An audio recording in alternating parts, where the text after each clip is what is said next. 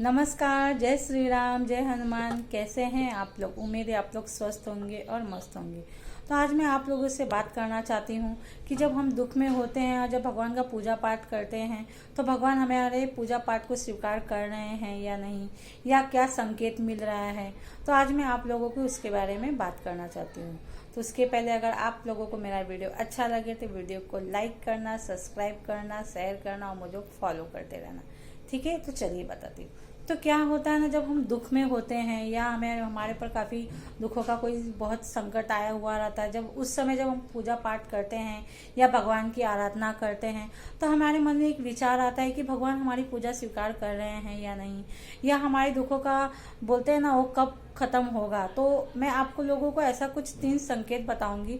अगर आप लोगों को वह संकेत दिखता है तो समझ जाना कि भगवान आपका पूजा पाठ स्वीकार कर रहे हैं और जल्दी आपकी जिंदगी से बुरे दिन जाने वाले हैं और अच्छे दिन आने वाले हैं। तो देखिए, हमारे शास्त्रों में बताया गया है कि गौरैया चिड़िया जो एक पक्षी होती है, गौरैया चिड़िया ये हमारे जीवन में बहुत शुभ होती है। हमारे शास्त्रों में इसका बहुत अच्छा बताया गया। जब गौरैया चिड़िया अगर आपके घर में आंगन में या घर के दरवाजे के बाहर या आपके बालकनी में, आपके छत के ऊपर अगर गौरैया चिड़िया आती है तो समझ लीजिए कि आपका भाग्य उदय होने वाला है। क्योंकि गौरैया चिड़िया हमारे शास्त्र में बहुत शुभ पक्षी माना गया है। पक्षियाँ वैसे तो बहुत आती जाती हैं, लेकिन कुछ पक्षियों का आना अच्छा नहीं होता है, लेकिन गौरैया चिड़िया बहुत अच्छा माना गया है। अगर ये आपके घर में आती है, ये घोंसला बनाती है या अंडा देती है तो समझ जाइए कि यह मतलब बहुत अच्छा प्रतीक है, ये शुभ का प्रतीक है। मतलब आपके बुरे दिन जाने वाले हैं और अच्छे दिन आने वाले हैं। तो अगर आप गौरैया चिड़िया आपके छत पे आती है तो आप उससे दाना डालिए, पानी दीजिए उसको पीने के लिए। तो आप ऐसा अवश्य कीजिए। कहा जाते पक्षियों का पेट भरना बहुत अच्छी बात होती है, बहुत शुभ माना गया है। तो आप ये काम अवश्य कीजिए। ठीक है। तो दूसरा क्या है? दूसरा गाय। देखो दोस्तों, गाय में बहुत सारे देवी देवताओं का वास होता है।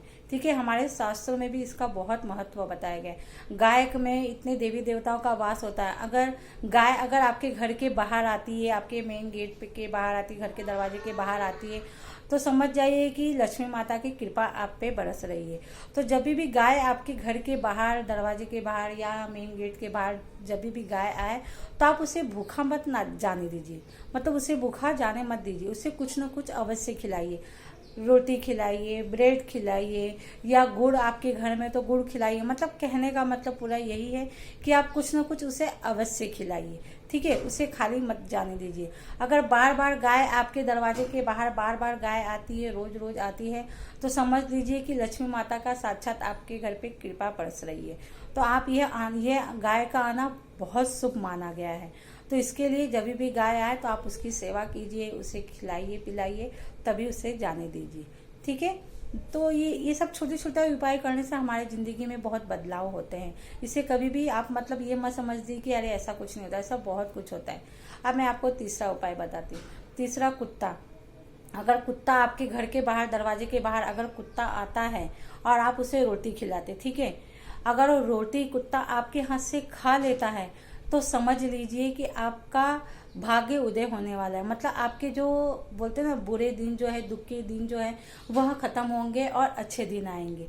ठीक है। क्योंकि कुत्ता जो होता है ना, वो सबके हाथ से रोटी नहीं खाता है।